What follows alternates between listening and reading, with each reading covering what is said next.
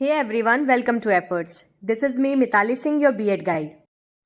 Yes, I know, long time no see. But ठीक है, तो आज मैं टाइम निकाल के स्पेशली आपके लिए वीडियो बना रही हूँ क्योंकि जैसा कि आप लोगों ने मुझे बताया आपके सेकेंड सेमेस्टर्स की डेट शीट आ गई है. सो विदाउट वेस्टिंग टाइम चलिए हम लोग वीडियो को स्टार्ट करते हैं डायरेक्टली. आज हम लोग पढ़ने जा रहे हैं B.Ed सेकेंड सेमेस्टर का जो पेपर है आपका एडू B.Ed 109A यानी फंडामेंटल्स ऑफ इंक्लूसिव एजुकेशन, समावेशी शिक्षा के मूल सिद्धांत. मैंने आपको ऑलरेडी बताया था कि 109 में आपको ऑप्शन मिलेंगे और दोनों पेपर में से ए और बी में से आपको कोई एक ही देना है. तो जिन लोग का पेपर ए है यानी फंडामेंटल्स ऑफ इंक्लूसिव एजुकेशन है उनके लिए ये दूसरा वीडियो है.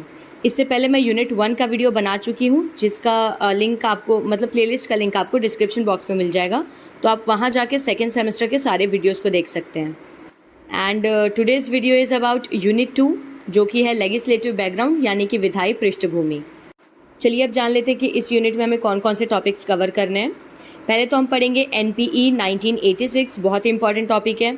इसके बाद हम पढ़ेंगे POA 1992 जो कि नेशनल पॉलिसी ऑन एजुकेशन 1986 का ही पार्ट है. और उसके बाद हम पढ़ेंगे PWD एक्ट 1995 जिसे हम कहते हैं पीपल विद डिसेबिलिटी एक्ट. फिर है constitutional provisions for special need learners. उसके बाद rehabilitation council of India and its role. And last topic है इस यूनिट का राइट टू एजुकेशन एक्ट 2009. ना ही सिर्फ B.Ed के सेकेंड सेमेस्टर के लिए बल्कि CTET जैसे एग्ज़ाम्स या फिर KVS JSSB इन सब एग्ज़ाम्स के पर्सपेक्टिव से भी ये सारे टॉपिक्स काफ़ी इंपॉर्टेंट हैं. तो इसलिए इन टॉपिक्स को आप ध्यान से और अच्छे से समझिएगा, ठीक है. तो चलिए अब वीडियो को स्टार्ट करते हैं बिना थोड़ा सा भी समय बर्बाद किए.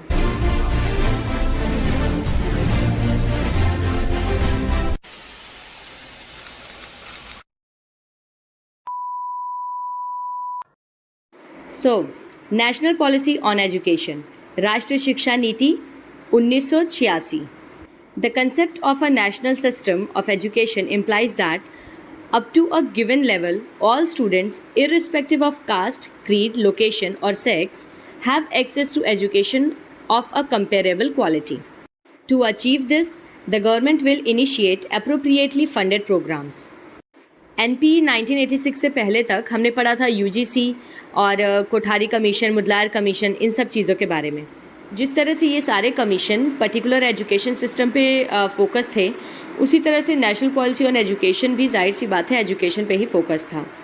तो ये जो राष्ट्रीय शिक्षा प्रणाली है इसकी अवधारणा का तात्पर्य है मतलब इसको बनाने का मुख्य लक्ष्य यही है कि एक निश्चित स्तर तक सभी छात्रों को उनकी जाति, पंथ, स्थान या लिंग के परवाह किए बिना एक तुलनीय गुणवत्ता की शिक्षा तक पहुंच प्राप्त की जा सके. मतलब हर बच्चे को क्वालिटी ऑफ एजुकेशन मिल सके बिना किसी डिस्क्रिमिनेशन के. यही इस पॉलिसी का मेन एम है. और इस लक्ष्य को प्राप्त करने के लिए सरकार ने उचित रूप से वित्त पोषित कार्यक्रम भी शुरू किया. Principle of national policy on education was education is a unique investment in the present and the future. It emphasized to improve the quality of public school so that parents not send their children to high fee charging institution. The policy equalizes education opportunities and the removal of disparities. ये राष्ट्रीय शिक्षा नीति इस सिद्धांत पर आधारित थी कि शिक्षा वर्तमान या फिर भविष्य में एक अनूठा निवेश है. जैसा कि आप सबको पता है और मैंने कई बार आपको बताया भी है कि किसी भी देश में अगर आपको किसी चीज़ में इन्वेस्ट करना है तो सबसे बेस्ट चीज़ होती है उस देश के युवाओं की एजुकेशन में इन्वेस्टमेंट करना. यानी सरकार अगर बच्चों को मुफ्त राशन या फिर मुफ्त में घर बना के देने की जगह उन्हें मुफ्त में शिक्षा देगी तो वो ज़्यादा महत्वपूर्ण और उनके लिए ज़्यादा प्रभावशाली होगा. इसी सिद्धांत पर केंद्रित थी ये शिक्षा नीति. इसमें पब्लिक स्कूल की गुणवत्ता में सुधार लाने पर जोर दिया गया है ताकि जो माता पिता अपने बच्चों को अधिक फीस लेने वाले संस्थानों में भेजते हैं उन्हें उतनी ही गुणवत्ता वाली शिक्षा सरकारी स्कूलों में भी मिल सके. तो बेसिकली देखा जाए तो ये जो शिक्षा नीति है ये अवसरों को समान बनाती है और असमानताओं को दूर करती है. जैसा कि मैं आपको कई बार बता चुकी हूँ, जब भी आप अपना आंसर लिखना शुरू करते हैं तो आप थोड़ा सा इंट्रोडक्शन दे दिया करिए. Direct point two the point लिखने की ज़रूरत नहीं है. थोड़ा सा इंट्रोडक्शन दे के आंसर को लिखना स्टार्ट करिए तो उससे आंसर आपका इफेक्टिव लगता है. अब हम आते हैं बेस्ड ऑन कॉन्स्टिट्यूशनल प्रिंसिपल्स, यानी संवैधानिक सिद्धांतों पर ये शिक्षा नीति आधारित थी। चलिए जानते हैं कौन से कॉन्स्टिट्यूशन के ऐसे प्रिंसिपल्स हैं जिन पे ये पॉलिसी फोकस करती है। It derives its inspiration from the ideals and values of democracy, secularism and socialism of our constitution. ये शिक्षा नीति हमारे संविधान के लोकतंत्र, धर्मनिरपेक्षता और समाजवाद के आदर्शों और मूल्यों से प्रभावित है। डेमोक्रेसी या लोकतंत्र का मतलब होता है एक ऐसा तंत्र या एक ऐसी सरकार जिसमें कि उसके नागरिकों को अधिकार हो अपना नेता चुनने का। सेकुलरिज्म का मतलब होता है कि उस राष्ट्र का या उस देश का कोई राष्ट्रीय धर्म नहीं है और हर किसी को अपना अपना धर्म निभाने की स्वतंत्रता है। और सोशलिज्म यानी कि समाजवाद से मतलब है कि उस देश की जितने भी इकोनॉमिक वेल्थ है, जितनी भी अपॉर्चुनिटीज़ हैं, वो हर किसी में इक्वली डिवाइडेड है, बेसिकली सोशली डिस्ट्रीब्यूटेड है। तो आई होप आपको ये तीनों सिद्धांत समझ आए होंगे। आप चाहें तो इलाबरेट करके लिख सकते हैं इसे अपनी तरफ से। मैंने आपको तीनों का मतलब एक्सप्लेन कर दिया है। अब हम जानते हैं एजुकेशनल स्ट्रक्चर, यानी इस शिक्षा नीति की शैक्षिक संरचना कैसी है। इसने रिकमेंड किया था अ कॉमन 10+2+3 पैटर्न। जिसे भी पता है वो जल्दी से मुझे कमेंट्स में बताएं कि नेशनल पॉलिसी ऑन एजुकेशन 2020 का स्ट्रक्चर क्या है। तो इस शिक्षा नीति ने जो शैक्षणिक संरचना बताई थी वो होनी चाहिए 10+2+3। 8 years ऑफ एलिमेंट्री एजुकेशन, यानी किस तरह से डिवाइडेड है। पहले तो 8 साल की एलिमेंट्री एजुकेशन चलेगी, फिर 5 जिसमें कि फिर से वो डिवाइडेड, यानी 5 साल लोअर प्राइमरी एजुकेशन और 3 साल अपर प्राइमरी एजुकेशन। उसके बाद है +2 years of high school education. तो 8 साल की प्राइमरी एजुकेशन प्लस 2 साल की हाई स्कूल एजुकेशन, टोटल 10 हो गया, ठीक है। इसके बाद +2 years should be a part of school education, यानी हाई स्कूल के बाद 2 साल और, यानी कि 11th और 12th। फिर है 3 years ऑफ यूनिवर्सिटी एजुकेशन, यानी 3 साल का जो आपका बैचलर डिग्री होता है वो। तो बेसिकली आपको बस ये 10+2+3 स्ट्रक्चर याद रखना और उसको एक्सप्लेन कर देना है। अब आते हैं हम करिकुलम यानी पाठ्यचर्या पे। NPE proposed a national system of education based on national curriculum framework. It contains a common core along with other components that are flexible to suit local. इस NPE ने राष्ट्रीय पाठ्यक्रम ढांचे पर आधारित एक राष्ट्रीय शिक्षा प्रणाली का प्रस्ताव रखा था, जिसमें कि अन्य घटकों के साथ एक सामान्य कोर शामिल है जो कि बिल्कुल स्थानीय के अनुरूप है। मतलब अभी तक जितनी भी शिक्षा नीतियाँ आई थी उन सभी की तरह NPE 1986 ने भी जो करिकुलम प्रपोज किया था वो बहुत ज़्यादा फ्लेक्सिबल था, यानी बच्चों के हिसाब से उस करिकुलम को बदला जा सकता था आसानी से। तो करिकुलम में आप लिख देंगे कि वो बहुत ज़्यादा फ्लेक्सिबल था, रिजिड नहीं था, ठीक है। अब जानते हैं नीड्स यानी आवश्यकताएं। The common core includes history of Indian freedom movements, the constitution, obligations and other factors to nurture national identity. इन्होंने करिकुलम में सामान्य मूल में भारतीय स्वतंत्रता आंदोलनों का इतिहास डाल रखा था, संविधान के दायित्व और राष्ट्रीय पहचान को पोषित करने वाले अन्य कारक भी शामिल किए थे, जिससे कि बच्चों के अंदर पैट्रियोटिज्म जैसी भावनाएं जगाई जा सकें। Equality of opportunity in education, यानी शिक्षा में सभी को समान अवसर प्रदान किया जा सके। उसके साथ ही it stress on removal of disparities and to equalize educational opportunity for all people. ये असमानताओं को दूर करने और सभी लोगों के लिए समान शैक्षिक अवसर पर जोर देता है। Constant micro planning and verification to ensure that the enrollment, retention and successful completion of courses by disadvantaged group. देखिए, कुछ ऐसे बिलो पॉवर्टी लाइन वाले बच्चे होते हैं जो कि यूजुअली स्कूल्स में एडमिशन नहीं लेते हैं। तो कुछ ऐसे भी होते हैं जो स्कूल में एडमिशन लेते हैं लेकिन स्कूल बीच में ही छोड़ देते हैं। तो ये जो बच्चों का वंचित समूह होता है, इनके द्वारा पाठ्यक्रमों का नामांकन, प्रतिधारण और सफलतापूर्वक ये अपना पाठ्यक्रम पूरा कर सके, इसे सुनिश्चित करने के लिए भी निरंतर सूक्ष्म योजना और सत्यापन किया जाता रहता है। मतलब रेगुलर बेसिस पे ये चेक भी करते रहते हैं कि जिन बच्चों ने एडमिशन लिया है वो सही तरह से अपना कोर्स पूरा भी कर रहे हैं या नहीं। अब जानते हैं NPE 1986 का वुमेन एजुकेशन के बारे में क्या सुझाव था। It works for the removal of female illiteracy and to improve the status of women. ये राष्ट्रीय शिक्षा नीति महिलाओं की निरक्षरता यानी कि उनकी इलिटरेसी को दूर करने के लिए और महिलाओं की स्थिति में सुधार लाने के लिए काम करती है। According to this policy, major emphasis will be laid on women's participation in vocational, technical and professional education at different levels. इस शिक्षा नीति में विभिन्न स्तरों पर व्यावसायिक, तकनीकी और पेशेवर शिक्षा में महिलाओं की भागीदारी पर भी प्रमुख जोर दिया गया है। Promote women's participation in non-traditional occupations as well as in existing and emerging technologies. गैर पारंपरिक व्यवसायों, उनके साथ साथ मौजूदा और उभरती प्रौद्योगिकियों में भी महिलाओं की भागीदारी को बढ़ावा देना। नॉन ट्रेडिशनल से मतलब है, जैसे ट्रेडिशनल का क्या मतलब होता है कि आमतौर पर जो हम एक्सपेक्ट करते हैं सोसाइटी में कि वुमेन के लिए इस तरह के जॉब्स ही बने हैं, और नॉन ट्रेडिशनल मतलब किसी भी तरह के जॉब, जैसे प्लेन उड़ाना, रेलवे वो ट्रेन चलाना, ये सारी जॉब्स में भी वुमेन के पार्टिसिपेशन को इंक्रीज करना। वुमेन के बाद हम देखते हैं development of SC and ST यानी शेड्यूल कास्ट और शेड्यूल ट्राइब के डेवलपमेंट के लिए इस पॉलिसी में क्या बातें थी। More primary school and residential institutions must be opened यानी अधिक से अधिक प्राथमिक विद्यालय और आवासीय संस्थान भी खोले जाने चाहिए। इस शिक्षा नीति के तहत कई सारे ऐसे संस्थान खोले भी गए हैं। Incentives to indigent families to send their children to school regularly till they reach the age of 14। निर्धन परिवारों को अपने बच्चों को 14 वर्ष की आयु तक नियमित रूप से स्कूल भेजने के लिए प्रोत्साहन देना, मतलब उन्हें वित्तीय सहायता देकर प्रोत्साहित करना कि वो अपने बच्चों की पढ़ाई को बोझ ना समझें। Pre matric scholarship scheme for children, बच्चों के लिए प्री मैट्रिक छात्रवृत्ति योजना, जबकि टीचर्स के लिए recruitment of teachers from schedule caste and schedule tribes यानी जो अनुसूचित जातियां हैं या फिर अनुसूचित जनजातियां हैं उनमें से शिक्षकों की भर्तियां कराना। इसके अलावा anganwadis, non formal and adult education centres will be open on a priority basis in the near by areas. आसपास के क्षेत्रों में प्राथमिकता के आधार पर आंगनवाड़ी, गैर औपचारिक और वयस्क शिक्षा केंद्र भी खोले जाएंगे। वुमेन और ST/SC की एजुकेशन के बाद अगला फोकस था इस पॉलिसी का अडल्ट एजुकेशन पे यानी प्रौढ़ शिक्षा, या आप इसे वयस्क शिक्षा भी कह सकते हैं। To liquidate the illiteracy of a particular age group of 15 to 35 यानी 15 से 35 वर्ष के एक विशेष आयु वर्ग की जो निरक्षरता है यानी इलिटरेसी है, उसे समाप्त करना इनका मुख्य उद्देश्य था।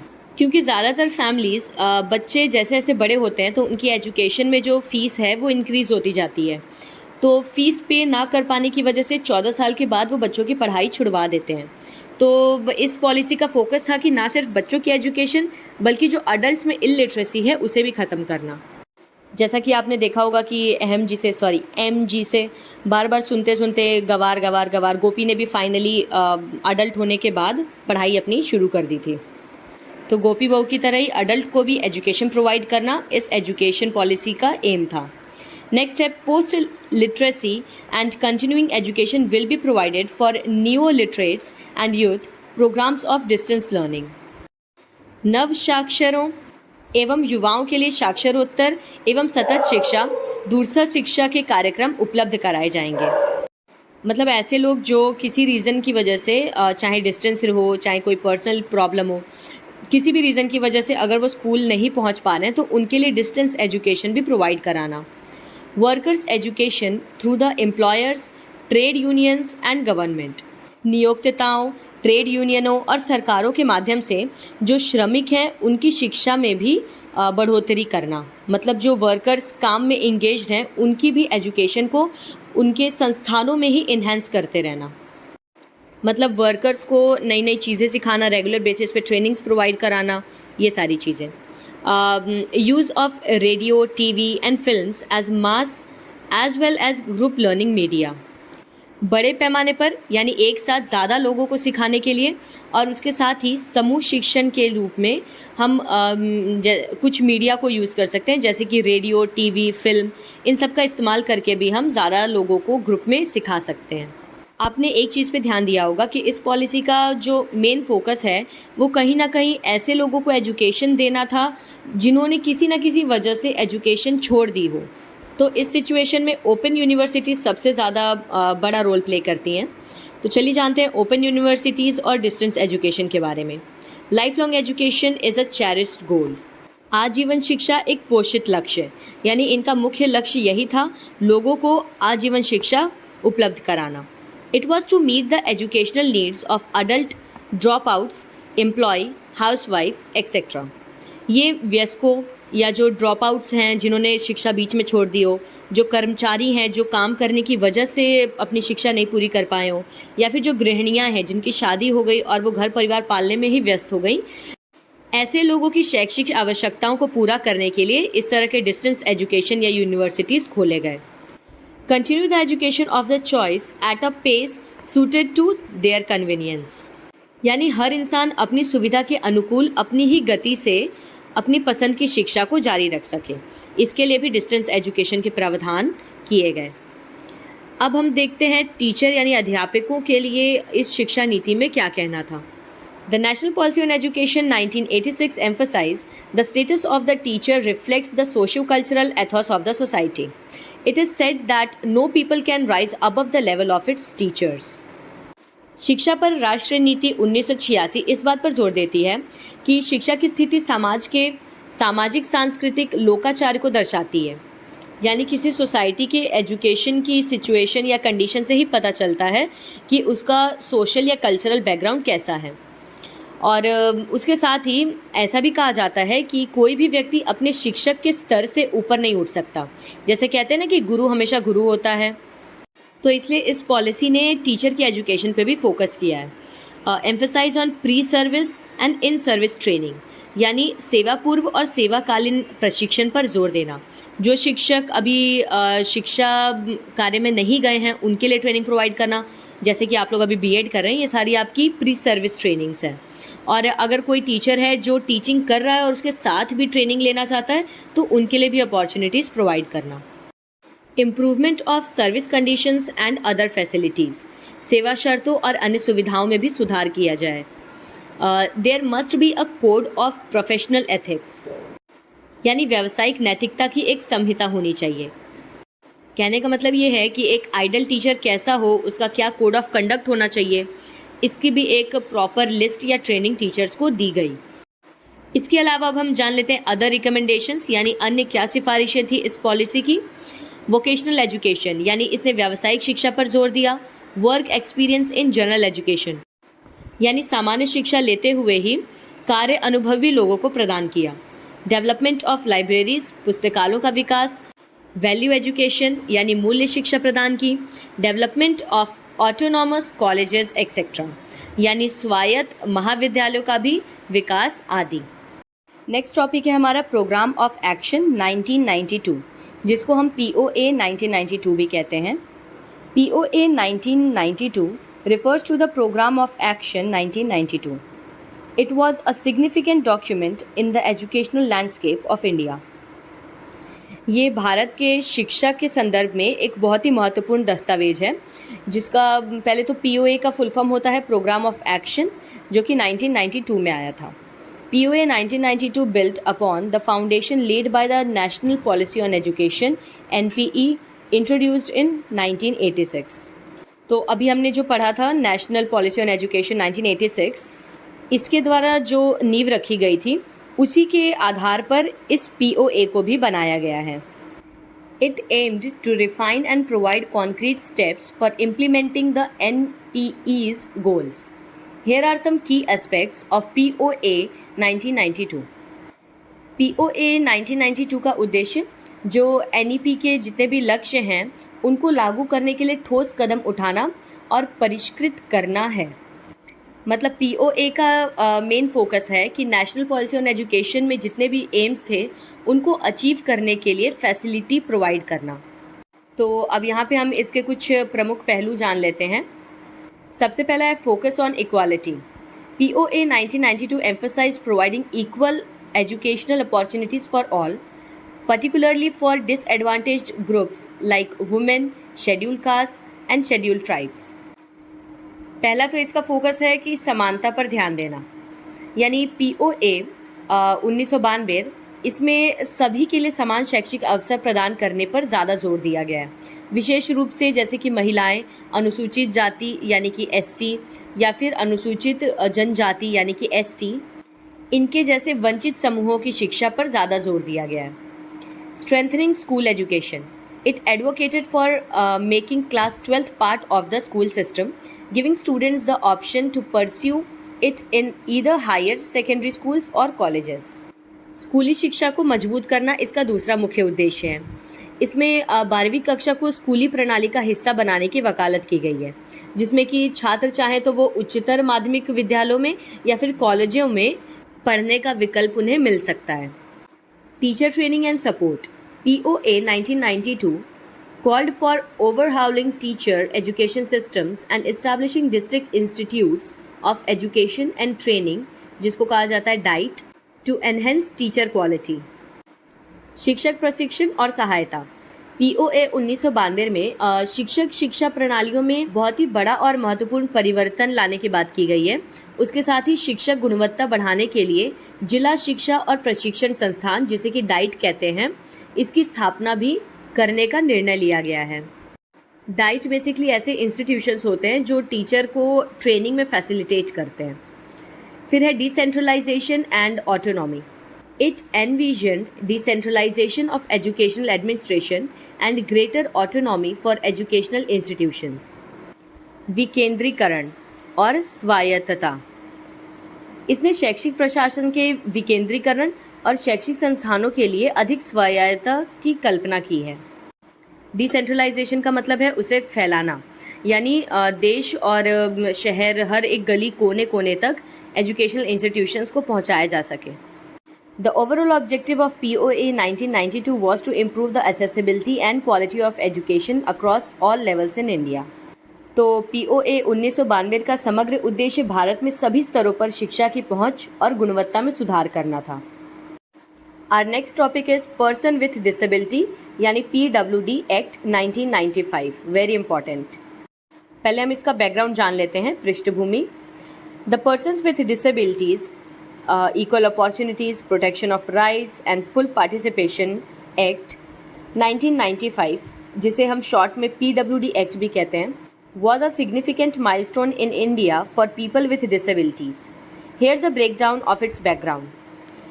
विकलांग व्यक्ति, जिसे हम कहते हैं समान अवसर अधिकारों का संरक्षण और पूर्ण भागीदारी अधिनियम 1995। ये जो अधिनियम है ये भारत के विकलांग लोगों के लिए एक बहुत ही बड़ा बदलाव लेके आया था और इसीलिए ये बहुत ज़्यादा महत्वपूर्ण भी है। तो चलिए हम इसके कुछ पृष्ठभूमि का विवरण देख लेते हैं।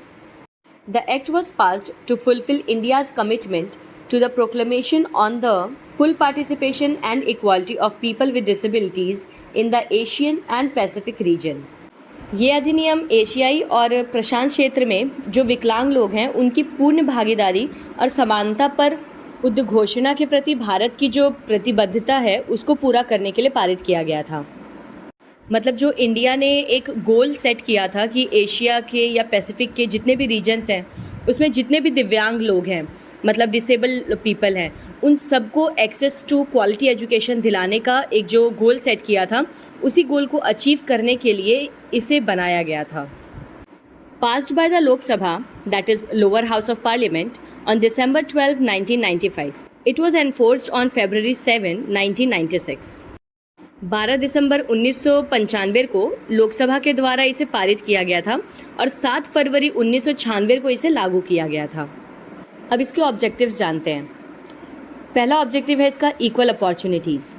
Ensure that people with disabilities have the same chances to succeed in education, employment and other areas of life। एक इसका प्रमुख उद्देश्य ये था कि इस चीज़ को सुनिश्चित करना कि जो विकलांग लोग हैं उनके पास शिक्षा, रोजगार और जीवन के अन्य क्षेत्रों में सफल होने के समान अवसर हों। मतलब जो अपॉर्चुनिटीज़ एक नॉर्मल इंसान को मिलती है वही सारी अपॉर्चुनिटीज़ एक डिसेबल पर्सन को भी इक्वली मिल सकें। Protection of rights, safeguard them from discrimination and guarantee their fundamental rights। दूसरा उद्देश्य है अधिकारों की सुरक्षा, यानी जो दिव्यांग लोग हैं उनको भेदभाव से बचाना और उनके मौलिक अधिकारों की गारंटी देना, ये इसका मुख्य उद्देश्य था। Full participation, empower them to actively participate in society and reach their full potential. पूर्ण भागीदारी, विकलांग लोगों को या दिव्यांग लोगों को भी समाज में सक्रिय रूप से भाग लेने का और अपनी पूरी क्षमता तक पहुंचने का मौका मिलना चाहिए और उसके लिए उन्हें सशक्त बनाया जाना चाहिए। मैं बहुत ही सिंपल और इजी वे में आपको नोट्स प्रोवाइड कर रही हूँ जिससे कि आपको याद करने में आसानी हो। ओके, अब नेक्स्ट देखते हैं हम की focus areas. Prevention and early detection, promote disability prevention through research, surveys and early childhood screening, यानी रोकथाम और प्रारंभिक जांच, अनुसंधान, सर्वेक्षण, प्रारंभिक बचपन की जांच के माध्यम से विकलांगता की रोकथाम को बढ़ावा देना। यानी एक तो ये इस चीज़ पे भी फोकस करता था कि बच्चों में जो विकलांगता है उसे जितना जल्दी भापा जा सके, जितना जल्दी उसका पता लगाया जा सके उतना अच्छा, क्योंकि कई ऐसी डिसेबिलिटीज़ भी होती हैं जो अगर सही समय पे पता लग जा रही हैं तो उन्हें कंट्रोल किया जा सकता है, उसे सही किया जा सकता है। तो इसलिए बच्चे में अगर बचपन से ही किसी तरह का डिसेबिलिटी का साइन आपको दिखता है, सिम्टम दिखता है, तो उसे आप अर्ली डिटेक्ट करने की कोशिश करें जिससे कि डिसेबिलिटी को प्रिवेंट किया जा सके। दूसरा है education, provide inclusive education opportunities, यानी समावेशी शिक्षा के अवसर प्रदान करना। इंक्लूसिव एजुकेशन खुद में ही एक बहुत ही इंपॉर्टेंट टॉपिक है।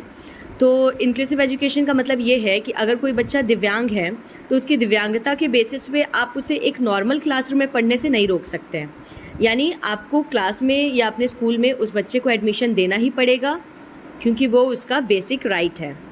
Employment, reserve government jobs for people with disabilities, for example 3% of vacancies. न सिर्फ दिव्यांग बच्चों के लिए शिक्षा या समान अवसरों को प्रदान करना बल्कि उनके रोजगार का भी बंदोबस्त किया जाना चाहिए, जैसे कि विकलांग लोगों के लिए सरकारी नौकरियों में जो सीट्स हैं, वैकेंसीज हैं, उनको आरक्षित करके। फिर है non discrimination, prohibit discrimination based on disability, गैर भेदभाव, यानी विकलांगता के आधार पर भेदभाव पर रोक लगाई जानी चाहिए। Accessibility, create a barrier free environment for access to buildings and public spaces, यानी पहुंच क्षमता, इमारतों और सार्वजनिक स्थानों तक पहुंच के लिए बाधा रहित वातावरण बनाया जाना चाहिए, यानी मॉल्स में, स्कूल्स में या जो भी ऐसी पब्लिक प्लेसेस होती हैं उन जगहों पे अगर कोई हैंडीकैप बच्चा है तो उनके लिए सीढ़ियों की जगह रैंप्स होने चाहिए या फिर स्लोप्स होने चाहिए जिससे कि ऊपर के फ्लोर्स तक वो भी आसानी से पहुंच सके। Rehabilitation, offer rehabilitation programmes for independent living. पुनर्वास, स्वतंत्र जीवन यापन करने के लिए पुनर्वास कार्यक्रम भी पेश किए जाने चाहिए। Social security, provide social security measures for people with disabilities, सामाजिक सुरक्षा, यानी विकलांग लोगों के लिए सामाजिक सुरक्षा के उपाय भी प्रदान किए जाने चाहिए। The PWD act remains a crucial legal framework for promoting the rights and inclusion of people with disabilities in India. PWD अधिनियम भारत के विकलांग लोगों के अधिकारों को बढ़ावा देने और उन्हें शामिल करने के लिए एक महत्वपूर्ण कानूनी ढांचा बना हुआ है। शामिल करने का मतलब है कि जो नॉर्मल लोगों की सोसाइटी है उनमें डिसेबल लोगों को भी इक्वल जगह देना। So our next topic is constitutional provisions for special need learners, यानी जो विशेष आवश्यकता वाले शिक्षार्थी होते हैं उनके लिए हमारे संविधान में किस तरह के प्रावधान दिए गए हैं। The Indian Constitution itself does not have provisions specifically for special need learners. However, it does lay the groundwork for their right to education through some key articles.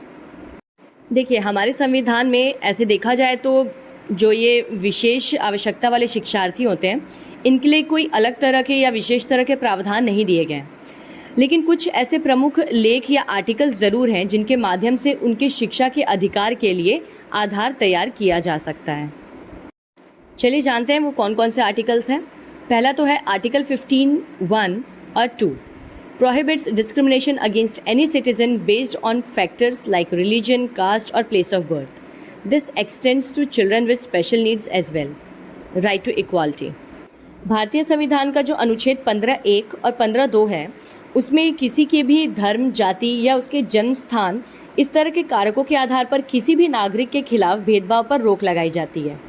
तो ये जो डिस्क्रिमिनेशन न करने वाला जो आर्टिकल है इसका विस्तार विशेष आवश्यकता वाले बच्चों तक भी है। यानी आप किसी के ऊपर डिस्क्रिमिनेशन इस बेसिस पे नहीं कर सकते कि वो फिजिकली या फिर मेंटली डिसेबल्ड है। हाँ, एक और चीज़ का ध्यान दीजिएगा, बीइंग अ टीचर आप कभी भी डिसेबल्ड वर्ड नहीं यूज़ कर सकते हैं, ठीक है? ये मैंने गलती से डिसेबल बोल दिया, आपको हमेशा स्पेशली एबल्ड वर्ड यूज़ करना है, क्योंकि ये जो विकलांग शब्द है इसे अब दिव्यांग से रिप्लेस कर दिया गया है, यानी डिसेबल्ड नहीं, बच्चे स्पेशली एबल्ड होते हैं। सो अगला आर्टिकल है article 21। It guarantees the right to life, personal liberty which includes the right to education for children with disabilities, जिसमें आता है आपका right to life and liberty. तो जिस तरह से आपका आर्टिकल 15(1) और 2 बात करता है राइट टू इक्वालिटी के बारे में, उसी तरह से जो आर्टिकल 21 है वो बात करता है right to life and liberty के बारे में। तो अनुच्छेद 21 के अनुसार जीवन और व्यक्तिगत स्वतंत्रता के अधिकार की गारंटी हर एक नागरिक को है, जिसमें कि विकलांग बच्चों के लिए भी शिक्षा का अधिकार शामिल है। उसके बाद है article 41। While not directly enforceable, it places a duty on the state to work towards securing the right to education for all, including those with disabilities. This is also known as right to work, education and public assistance. हमारे constitution में जो main 6 fundamental rights हैं, उनके अलावा भी हमारा संविधान हमें कई तरह के और राइट्स प्रोवाइड करता है, और उन राइट्स को हम कॉन्स्टिट्यूशनल राइट्स कहते हैं। तो ये चीज़ दिमाग में रखिएगा कि फंडामेंटल राइट्स 6 हैं और उसके अलावा भी कई सारे राइट्स हैं जिन्हें कॉन्स्टिट्यूशनल राइट्स कहा जाता है। तो जो अनुच्छेद 41 है, सीधे तौर पर लागू न होते हुए भी ये विकलांग लोगों सहित सभी के लिए शिक्षा का अधिकार सुरक्षित करने की दिशा में काम करने का राज्य पर कर्तव्य डालता है, यानी स्टेट पर ये प्रेशर डालता है ये आर्टिकल कि उन्हें अपने स्टेट में मौजूद हर एक इंसान, चाहे वो नॉर्मल सिटीजन्स हैं, चाहे वो स्पेशली एबल्ड सिटीजन्स हैं, उन सब की एजुकेशन के लिए काम करना स्टेट की जिम्मेदारी है। Article 45 mandates free and compulsory education for all children, including those with disabilities, up to the age of 14. Right to education. अनुच्छेद 45 ये 14 वर्ष की आयु तक सभी बच्चों, चाहे वो विकलांग बच्चे हों चाहे वो नॉर्मल बच्चे हों, ठीक है, समान बच्चे हों, तो उन सभी के लिए मुफ्त और अनिवार्य शिक्षा का आदेश देता है। ये इंपॉर्टेंट आर्टिकल है और ये राइट टू एजुकेशन यानी शिक्षा के अधिकार के अंतर्गत आता है। These provisions create a strong foundation for the right of children to Free and Compulsory Education Act RTE Act 2009, which guarantees free education to children with special needs in neighborhood schools. ये जो प्रावधान है ये बच्चों के लिए निशुल्क और अनिवार्य शिक्षा का अधिकार अधिनियम, जिसे कि हम RTE Act 2009 भी कहते हैं, इसके लिए एक मजबूत आधार तैयार करते हैं, जो कि आसपास के स्कूलों में विशेष आवश्यकता वाले बच्चों को मुफ्त शिक्षा की गारंटी देता है। It's important to remember that these are rights provided by the Constitution and it's up to the government to enforce them through legislation and ensure proper implementation. ये याद रखना बहुत ज़रूरी है कि ये संविधान द्वारा प्रदत्त अधिकार है, मतलब ये जितने भी अधिकार हमने पढ़े इसे संविधान के द्वारा हमें दिया जाता है और ये सरकार पर निर्भर करता है कि वो कानून के माध्यम से इन्हें लागू करे और उचित कार्यान्वयन सुनिश्चित करे। Our next topic is Rehabilitation Council of India, RCI. The Rehabilitation Council of India, RCI, is the apex government body in India that regulates training programs and courses for professional working with disabled, disadvantaged and special education needs communities. भारतीय पुनर्वास परिषद यानी कि RCI ये भारत में शीर्ष सरकारी निकाय है जो कि विकलांग, वंचित या फिर जो विशेष शिक्षा की आवश्यकता वाले समुदाय होते हैं उनके साथ काम करने वाले पेशेवरों के लिए प्रशिक्षण कार्यक्रमों और पाठ्यक्रमों को नियंत्रित करती है। आसान भाषा में कहें, कोई भी ऐसे लोग जिनका प्रोफेशन डिसेबल्ड लोगों के अराउंड है, यानी या तो वो साइकोलॉजिस्ट बनना चाह रहे हैं डिसेबल्ड लोगों का, या फिर वो किसी तरह से डिसेबल्ड बच्चों के लिए टीचर बनना चाहते हैं, तो ऐसे लोगों को ट्रेनिंग प्रोवाइड करने का काम करता है RCI। ऑब्वियस सी बात है, जैसे कि नॉर्मल या रेगुलर टीचर्स के लिए B.Ed बना है, इसी तरह के कई सारे डाइट और ब्लॉग्स ये सब भी अपने अपने ट्रेनिंग्स निकालते हैं टीचर्स को ट्रेन करने के लिए। तो जो स्पेशल नीड वाले बच्चे हैं उनके लिए स्पेशल तरह की एजुकेशन की ज़रूरत पड़ती है, जिसके लिए टीचर्स को भी स्पेशली ट्रेंड होना ज़रूरी है। तो ऐसी ट्रेनिंग RCI प्रोवाइड करता है।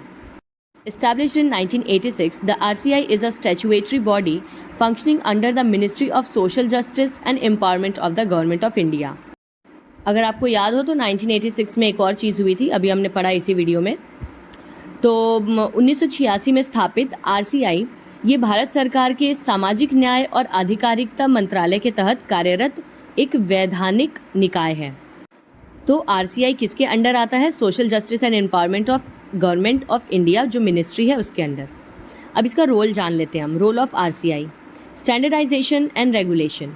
RCI sets minimum standards for training programs for various rehabilitation professions like special educators, physiotherapists, occupational therapists, audiologists and speech therapists.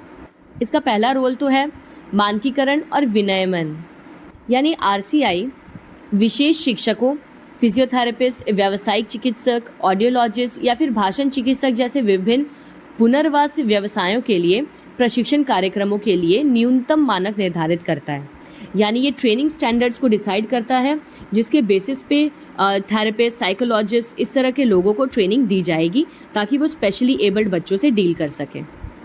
Recognition of instructions: RCI recognises institutions that meet their standards for offering rehabilitation programmes. संस्थानों की मान्यता: RCI उन संस्थानों को मान्यता प्रदान करता है जो पुनर्वास कार्यक्रमों की पेशकश के लिए उनके मानकों को पूरा करते हैं।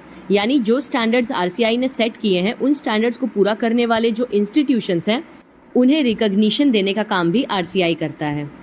रिकॉग्निशन का मतलब आप लोग को पता होगा, कोई भी स्कूल यूजुअली आप बिना रिकॉग्निशन के नहीं चला सकते हैं, वो इलीगल होता है। तो अगर आप कोई भी इंस्टीट्यूशन सेटअप कर रहे हैं तो उसे आपको रिकॉग्नाइज कराना पड़ता है। जैसे सीबीएसई स्कूल्स रिकॉग्नाइज होते हैं उसी तरह से आईसीएसई वाले होते हैं, और सेम जितने भी स्पेशल ट्रेनिंग वाले स्कूल्स हैं या इंस्टीट्यूशंस हैं उसे रिकॉग्नाइज करने का काम आरसीआई करता है।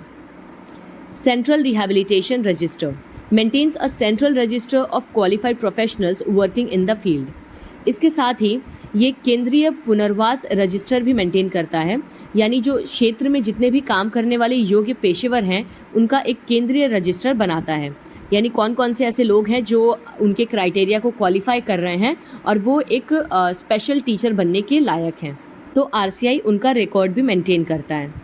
Promotion of research promotes research in the field of disability and rehabilitation.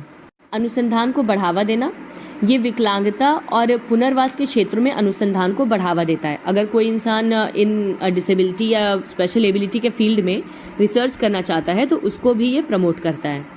Developing curriculum develops curriculum for various rehabilitation programmes. पाठ्यक्रम विकसित करना, विभिन्न पुनर्वास कार्यक्रमों के लिए ये पाठ्यक्रम भी विकसित करता है। जैसे कि सीबीएसई के लिए एनसीईआरटी जो है वो पाठ्यक्रम विकसित करता है, उसी तरह से स्पेशल इंस्टीट्यूशंस के लिए आरसीआई जो है वो करिकुलम डेवलप या डिसाइड करता है। By taking on these roles, RCI works to ensure that people with disabilities receive high-quality services from qualified professionals. This can have a significant impact on their overall well-being and ability to participate in society. इन भूमिकाओं को निभाते हुए RCI ये सुनिश्चित करने के लिए काम करता है कि जो विकलांग लोग हैं उनको योग्य पेशेवरों से उच्च गुणवत्ता वाली सेवाएं प्राप्त हो सके। यानी जो लोग विकलांग लोगों को सर्व कर रहे हैं वो हाईली प्रोफेशनल और ट्रेंड लोग होने चाहिए। इससे उनकी समग्र भलाई और समाज में भाग लेने की जो क्षमता है उस पर महत्वपूर्ण प्रभाव पड़ सकता है। And the last topic of this video is RTE act, यानी कि राइट टू एजुकेशन एक्ट 2009, शिक्षा का अधिकार अधिनियम 2009। The right of children to free and compulsory education act, also known as the Right to Education RTE Act, is a landmark legislation passed by the Indian Parliament in 2009. It came into effect in April 2010. Here's breakdown of the key features of this act. बच्चों को मुफ्त और अनिवार्य शिक्षा का अधिकार अधिनियम, जिसे कि हम शिक्षा का अधिकार यानी RTE अधिनियम के रूप में भी जानते हैं, इसे 2009 में भारतीय संसद द्वारा पारित एक ऐतिहासिक कानून माना जाता है। इसे लागू किया गया था अप्रैल 2010 में, और हालांकि इसका जो प्रपोजल है ये 2009 में ही आया था, इसलिए इसे RTE एक्ट 2009 कहते हैं। तो कंफ्यूज मत होइएगा, RTE 2009 है लेकिन इम्प्लीमेंट कब हुआ था? ये अप्रैल 2010 से। जैसे कि हमारा कॉन्स्टिट्यूशन 26 नवंबर 1949 को बनके तैयार हो गया था, लेकिन लागू कब हुआ था? 26 जनवरी 1950 को। चलिए अब हम RTE की कुछ प्रमुख विशेषताओं को जानते हैं। सबसे पहला और सबसे इम्पॉर्टेंट लाइन है free and compulsory education. The RTE Act guarantees free and compulsory elementary education to all children between the ages of 6 and 14. This means the government has a responsibility to provide schooling and ensure these children attend. No child can be denied admission or expelled for failing exams until they complete elementary education. मुफ्त और अनिवार्य शिक्षा. RT अधिनियम 6 से 14 वर्ष की आयु के सभी बच्चों को मुफ्त और अनिवार्य प्रारंभिक शिक्षा की गारंटी देता है. इसका मतलब ये है कि सरकार की जिम्मेदारी है कि वह स्कूली शिक्षा प्रदान करे और ये सुनिश्चित करे कि ये बच्चे स्कूल भी जा रहे हैं. यानी इंडिया में जितने भी प्राइमरी स्कूल्स हैं या एलिमेंट्री स्कूल्स हैं उन सब में 6 से 14 ईयर्स के जितने भी बच्चे हैं उन सब की एजुकेशन फ्री है और उसके साथ ही कंपलसरी है. यानी हर बच्चे को पढ़ाया जाना है 14 साल की उम्र तक. उसके साथ ही किसी भी बच्चे को प्रारंभिक शिक्षा पूरी होने तक प्रवेश से वंचित नहीं किया जा सकता. मतलब आप एडमिशन देने से मना नहीं कर सकते. और उसके साथ ही उन्हें परीक्षा में असफल होने से मतलब होने पर निष्कासित भी नहीं किया जा सकता. मतलब ऐसा आपने सुना भी होगा ना कि क्लास 8 तक बच्चों को वो नो रिटेंशन पॉलिसी है, ऐसा कुछ, मतलब फेल नहीं किया जा सकता. 9th से बच्चों की औकात उन्हें पता लगनी शुरू हो जाती है. तो हर स्कूल में ये पॉलिसी फॉलो होती है कि क्लास 8 तक बच्चों को फेल नहीं करना है. ये RTE के तहत ही लागू किया गया है. Neighbourhood schools.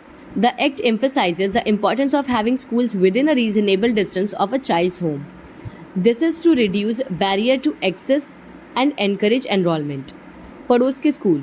ये अधिनियम बच्चे के घर से उचित दूरी पर स्कूल होने के महत्व पर जोर देता है. यानी इस अधिनियम के तहत स्कूलों को सोसाइटीज़ के बीच या क्राउडेड एरियाज़ में ही खोला जाना चाहिए ताकि बच्चों को स्कूल पहुंचने में असुविधा ना हो. इसका उद्देश्य पहुंच में आने वाली बाधाओं को कम करना है और उसके साथ ही नामांकन को प्रोत्साहित करना है. मतलब ज़्यादा से ज़्यादा बच्चे स्कूल में एनरोलमेंट ले सकें या एडमिशन ले सकें. Reservation for weaker sections. Private schools are required to reserve 25% of their seats for children belonging to economically weaker sections EWS and disadvantaged groups. This aims to promote social inclusion and bridge the educational gap. कमज़ोर वर्गों के लिए आरक्षण. RTE ये सुनिश्चित करता है कि जितने भी निजी स्कूल हैं, यानी जो भी लोग प्राइवेट स्कूल्स खोल के चला रहे हैं, उन निजी स्कूलों में 25% जो सीटें हैं वो आर्थिक रूप से कमज़ोर वर्गों यानी EWS और वंचित समूहों के बच्चों के लिए आरक्षित की जानी चाहिए. इसका उद्देश्य सामाजिक समावेशन को बढ़ावा देना और शैक्षिक अंतर को पाटना है. No capitation fees. Schools cannot charge any capitation fees or donations that would prevent a child from pursuing education. कोई भी कैप्टिवेशन शुल्क नहीं. यानी स्कूल किसी भी तरह का कैप्टिवेशन शुल्क या दान नहीं ले सकते हैं पेरेंट्स से या जिस किसी वजह से बच्चे को शिक्षा प्राप्त करने में रोक लगे. यानी 14 की एज तक बच्चों को फ्री और कंपलसरी एलिमेंट्री एजुकेशन दी जानी है. Teacher training and quality standards. The RTE Act focuses on improving teacher training and setting specific quality standards for schools. शिक्षक प्रशिक्षण और गुणवत्ता मानक. RTE अधिनियम शिक्षक प्रशिक्षण में सुधार और स्कूलों के लिए विशिष्ट गुणवत्ता मानक स्थापित करने पर केंद्रित है. यानी ये इस बात का भी ध्यान रखता है कि जो टीचर्स हैं या जो स्कूल्स हैं वो क्वालिटी ऑफ एजुकेशन बच्चों को प्रोवाइड कर रहे हैं. Overall impact. The Right to Education Act has significantly increased enrollment rates in elementary education across India. समग्र प्रभाव की बात करें तो शिक्षा का अधिकार अधिनियम इसने पूरे भारत में प्रारंभिक शिक्षा में नामांकन दरों में उल्लेखनीय वृद्धि की है. यानी RTE एक्ट के लागू होने के बाद से बहुत ज़्यादा मात्रा में बच्चे अब स्कूल में एनरोल हो रहे हैं. It has also played a role in promoting access to education for girls and children from disadvantaged backgrounds. इसने वंचित पृष्ठभूमि की लड़कियों और बच्चों के लिए भी शिक्षा तक पहुंच को बढ़ावा देने में बहुत ही महत्वपूर्ण भूमिका निभाई है. So that is it for today. I hope आपको सारी चीज़ें अच्छे से समझ आई होंगी. मैंने अपनी तरफ से पूरी कोशिश की है कि मैं आपको जितना सिंपल हो सके और जितना इफ़ेक्टिवली हो सके समझा सकूं. और इसके बावजूद अगर आपके पास कोई भी डाउट्स हैं तो आप मुझे कमेंट्स में बता सकते हैं. मैं आपके कमेंट्स रेगुलर बेसिस पे चेक करती हूँ. और प्लीज़ बाकी के वीडियोज़ को प्लेलिस्ट में जाके देखना मत भूलिएगा. And thank you so much. मिलते हैं अब अगले वीडियो में. Till then take care and bye bye.